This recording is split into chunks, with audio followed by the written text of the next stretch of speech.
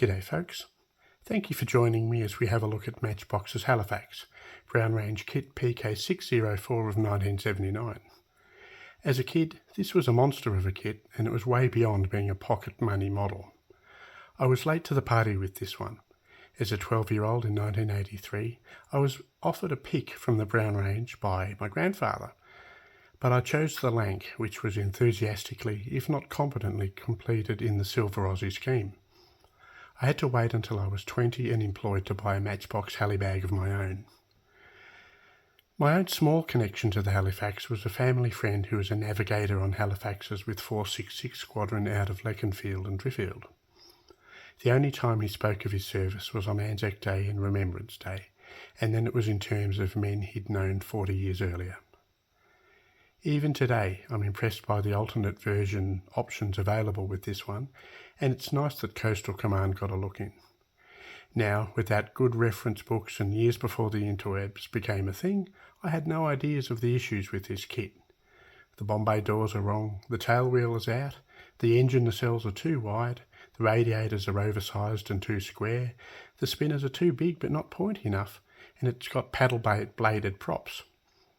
In more recent years, multiple conversion kits have come available to address these problems, but I was happily ignorant of the issues when I built mine in 1991. Now, unlike all the other models I've featured, the Matchbox Halifax didn't have much kit competition.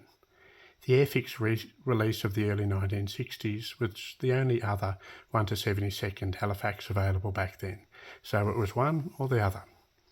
Today it's both, as we'll check out the Airfix kit and compare the two in some detail.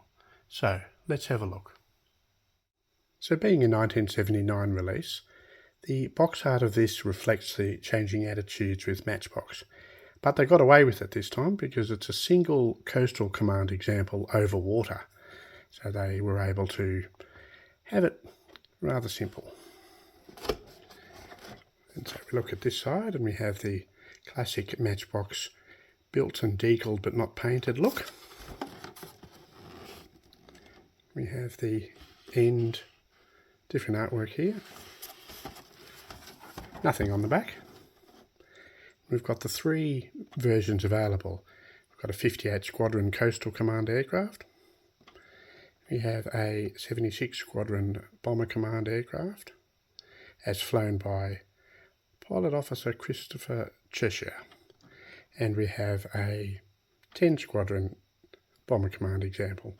And you can see here the quite different treatment available. And then we've got the same on this end. So this one's going to take a bit of space to unbox, but we'll do our best.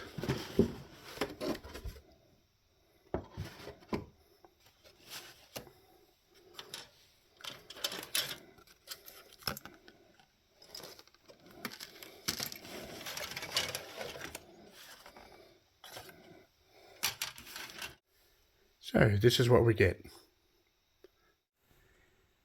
Now we get two separate sheets for the instructions, being instructions and paint plans. So the cover, as it were, on this one is actually on, as it says there, the colour plan. So information, prototypical, and then we have the first of three colour layouts.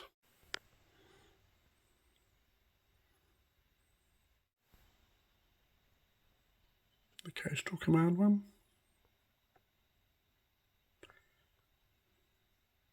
and the other Bomber Command one.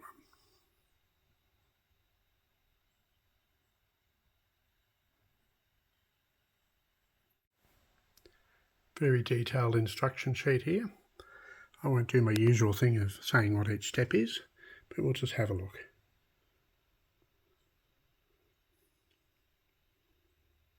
Bit more cockpit detail.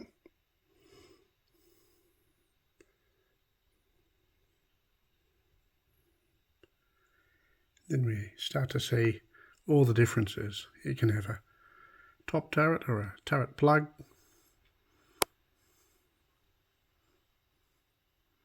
Interior detail. Here we go. The two completely different noses. How to. and more of the different versions. So this one has the early fins and rudder, amongst a squillion other changes, different nose with the turret. And then this one has the later, larger fin and rudder. It's also got the ventral fairing, top turret, different nose. So yeah, it's worth having a look at the two of those together. Then we come down here to the small bits. And I'll revise what I said before. They're not quite paddle blade props in the kit, but they're kind of broader than they should be. Again, even though it turned out there were some measurement challenges, they certainly put a lot of effort in. And we continue over the page. More variations. And then we see the big sub-assemblies going together on one version, then on the other one.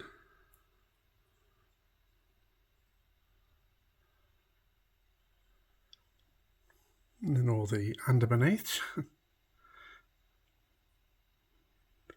and more differences. Then the good old roll paints in different languages and the mini paint plan.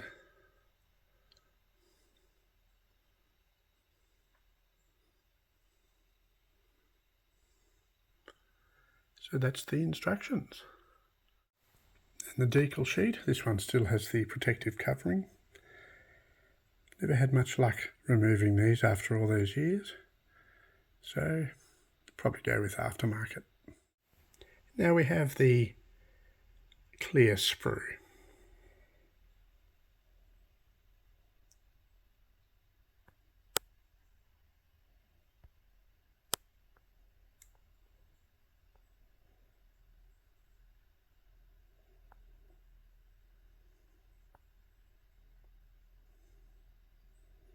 Now, I live in Australia and it can get warm here.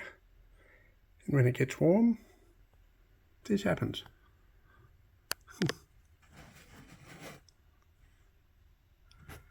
Yeah, welcome to Australia, friends. It was a nice day today. It only got up to about 32 degrees. Last week it was sort of high 30s and it's now about 11:40 p.m. and it's a beautifully pleasant 25 degrees. Not sure what it's like where you are, but this is Australia. And these are the Transparencies. This is the first sprue. Now to make it a bit easier to see, thought I'd put a light background to it. So the panel lines are a lot more subtle.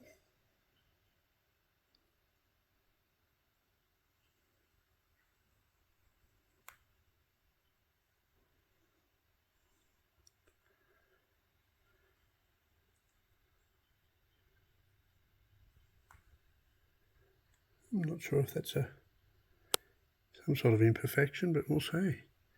Could be heat damage.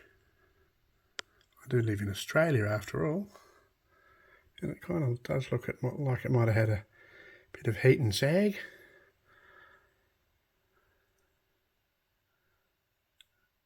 A bit like myself. And the rear of the first sprue.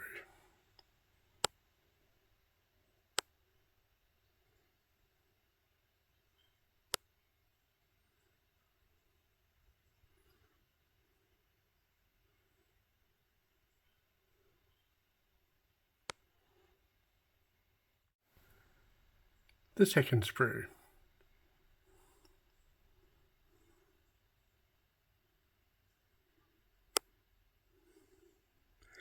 And of course, bits have either fallen off or have been broken off by the enthusiastic first owner.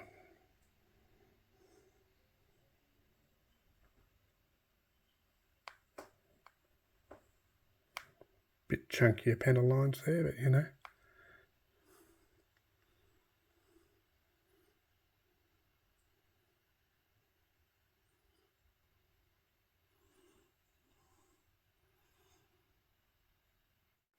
and the back.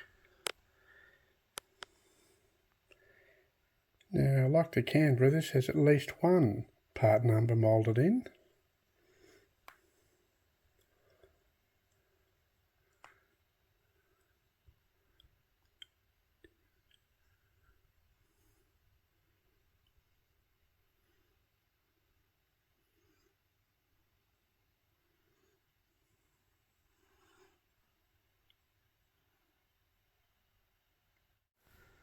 Yeah, I think this lighter background helps see it better. Underside of the wings. Little bombays. Fabric detail.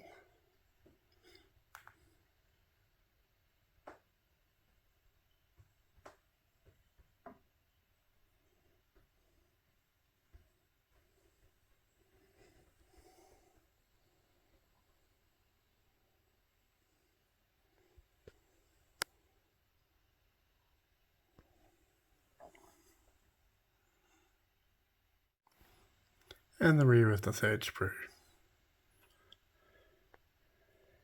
Made in England with pride.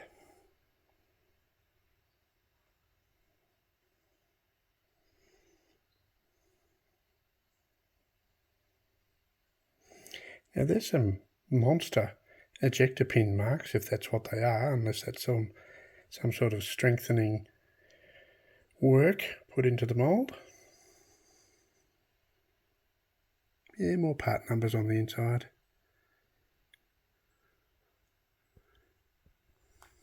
Here we have Matchbox, Lesney Products & Co. Limited. And looking at that, 1980. You can just see difference in the moulding there.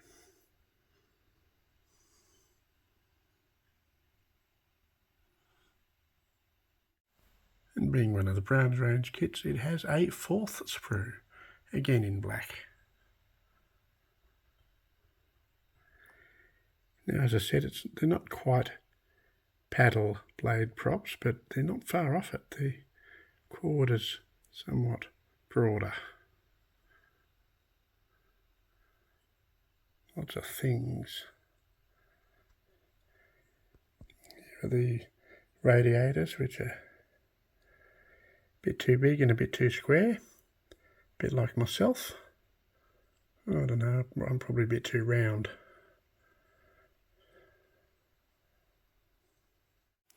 And the rear of the fourth sprue.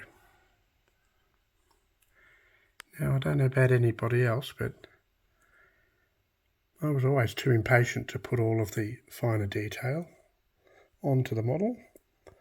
My models seem to be between about 90 and about 97% complete, generally speaking. I mean, hey, there was a war on. They had to get out there. And so we come to the competition. The only other Halifax in 1 to 72nd at the time, and I believe even today, the Airfix one. Now this isn't a super accurate comparison because this kit came to me some years ago, and it's got the major components of 2 of the Airfix kits in it, which helps us get a bit of an idea of some of the detail. And there's bags of this and bags of that and extra things, so let's have a look. So the instructions, at least, are from one of the American releases, MPC.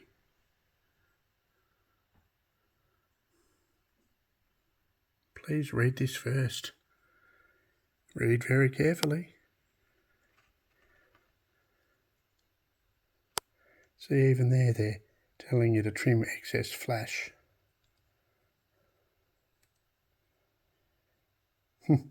For removing parts from the runners, it is best to use your modeller's knife. Do not attempt to twist them off. Yeah, good luck telling that to excitable kids. So yeah, just a quick look at the instructions here. There's not a huge amount of alternate versions, so that's reflected.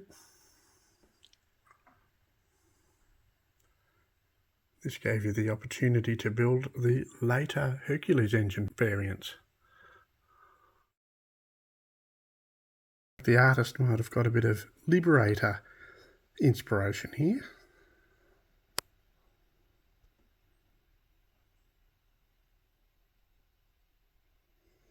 Here are the paint layout drawings with the paint scheme.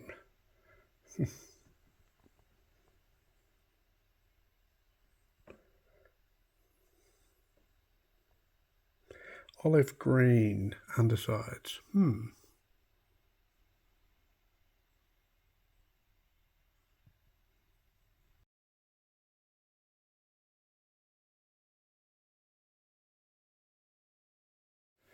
Now the clear bits came in a bag because I think someone yoinked all the bits off enthusiastically. And a bit of flash. That can't be all of them. Fuselages. One black one, one white one. And no, I'm not going to sing it.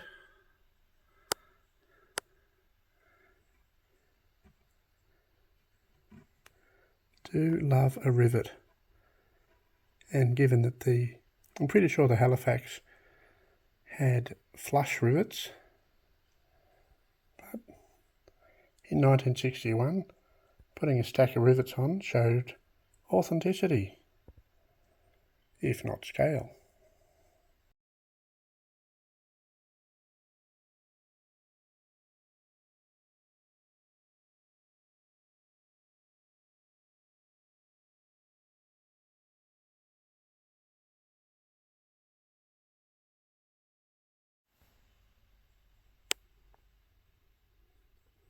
More of the black moulding.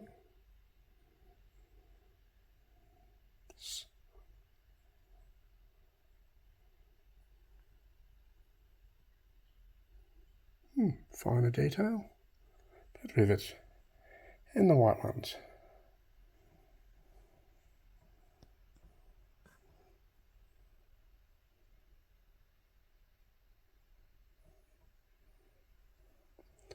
Wouldn't have wanted to have been the fella who had to mark out all the rivets.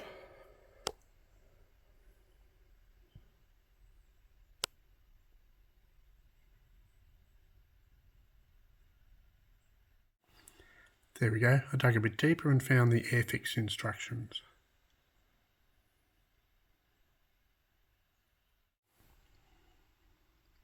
Interestingly enough, these ones are quite different from the MPC instructions.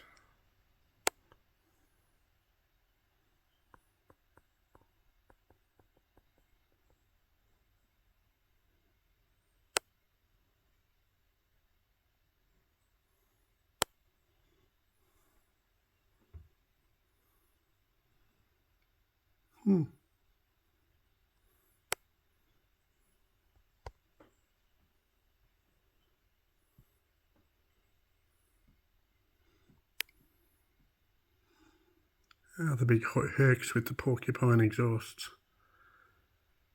Heard those at full noise on the Beaufighter at the Air Museum in Moorabbin, where I've been involved for a long time.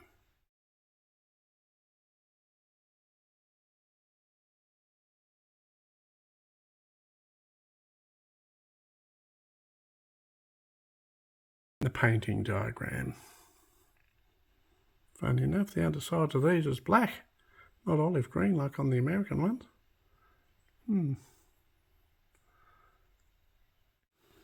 And a handy paint conversion chart for the whole 3 colours used. So we've got 2 lots of the Airfix decals.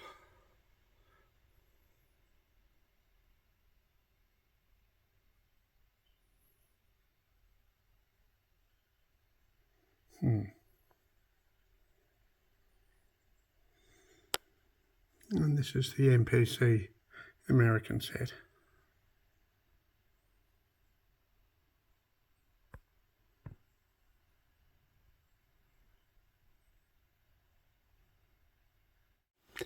Now, being semi-completed, I'm not even going to try and work out how they're meant to line up to look like they would have been originally.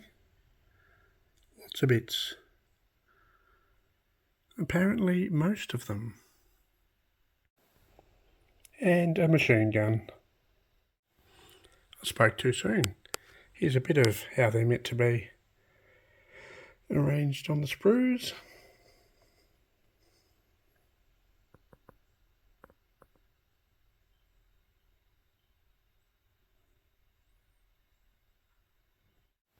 And that'll do for this collection of Airfix/MPC parts.